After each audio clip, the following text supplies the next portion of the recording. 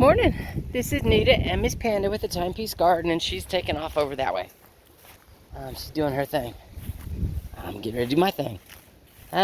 So I have places to be this afternoon, so that it's one of those I'm not going to get a lot done today, or I don't want to get excessively sweaty, so I'm not starting the next row of bricks. But I want to get something done. I don't want to waste the day. Yes, it is windy. There are high gusts. So I'm two parts of checking on the hoop, making sure that the wind is blowing through like it's supposed to, and it appears to be. But I've also got to come out and I have to do my pruning on my elderberries that I have not done. I'm behind on everything. I have been since the beginning of the season. So I can start my starts for next year. So I can have the 12 elderberries that I want out here. It'd be a great day to pick dandelions. I've got lots of dandelions up. I have lots of violas up. You see the purple right there? I've got to be somewhere this afternoon, and the day I pick them, I want them to be fresh. I want to be able to pick them, clean them, make jelly. So it's not going to happen to that. That's not going to happen today either. Otherwise, hoop tunnel. Yeah, wind's blowing through. It was warm last night. It was like 58 was our low. We're supposed to get a high like 78 today, so I'm keeping it open. Same thing tomorrow. We're supposed to be really high temperatures, and to include rain. One of the things that I have to check is I've not had the you can tell my brain hurts. I have not had the electric fence on out here because I've not got everything cleaned. And if you look right there, something's been digging.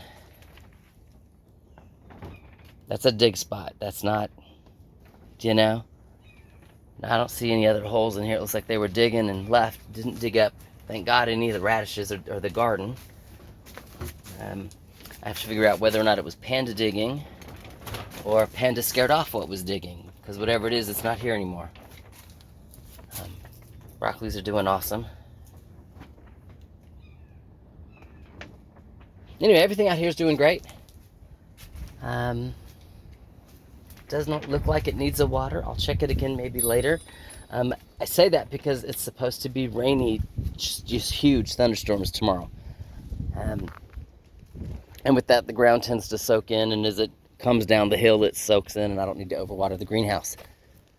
So I will probably not water today, but I will check it later, depending upon how high it gets or how much the wind, because wind will dry stuff out. So I'll check that. I'll check that again before I go. Otherwise, I got a bag. I got the pruning shears, and I'm doing elderberries. Just late. That's all I can say. Just late. So, goals, besides needing to come out here and mow, is not specifically these two. That one maybe because it's long. Then we can talk about that. Yeah. So you find a spot where it's got like two branches like this. Does it make sense? And you cut above it. And that way these two branches grow out. That way you produce more elderberry. And these here, every two things, does that make sense, is where you cut it again. The bottom one goes in water to root. The top one starts the next elderberry plant. Said this one I might shorten this branch. I might shorten that branch. But most of it has to do with my two elderberry back here in the back that are just awesome tall. I mean, they're way taller than I am. I need to cut them down. I need to get them back to fruit level for me to manage this year. And you can tell that while they are green and have started to leaf out, they're not as leafed out as the small ones are. Everybody's got their own little time frame, and it did the same thing last year. I harvested last year starting here at the left and going to the right. I mean, they have leafed out starting at the left, going to the right. So they're all still on the same schedule. Anyway, let me get started, and I'll talk to you later.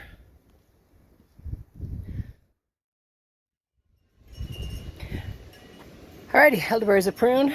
There's my nice little long stack and row. Got a pail of water here, ready to go.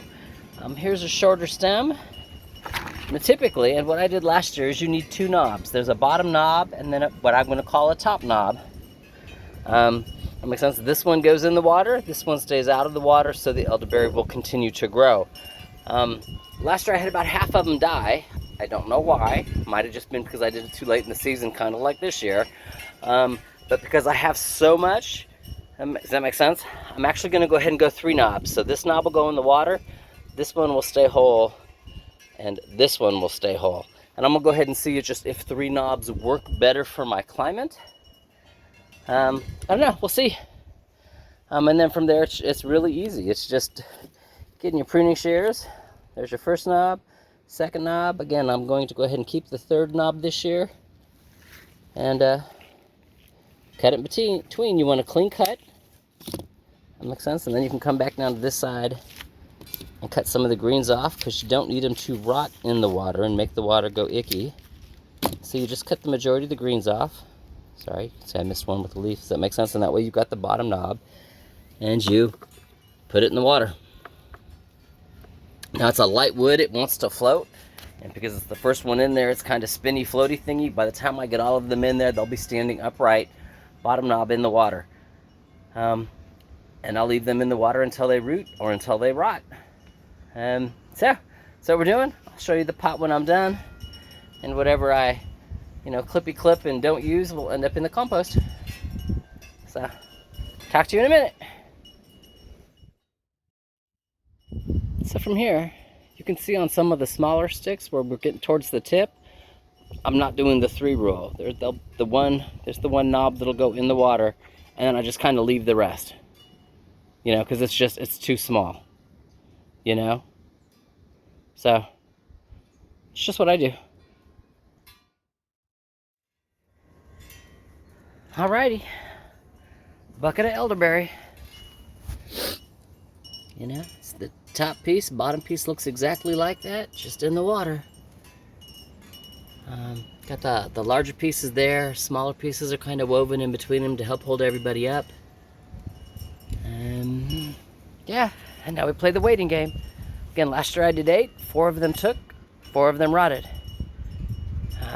If half of these take, I'll have my 12 elderberry and some to sell. So life is awesome.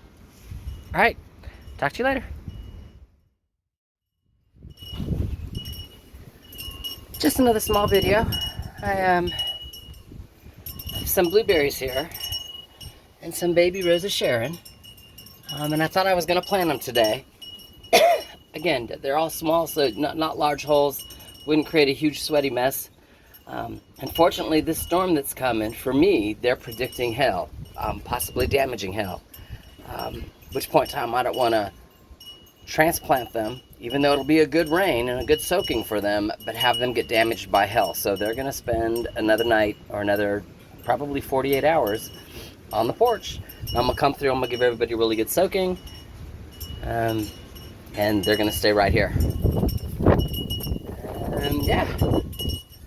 So from there, let me go on that compost in there from the elderberry. So let me go get that to the compost pile, water these guys, and again, move on to something that's not going to make me all sweaty, but allows me to get stuff done.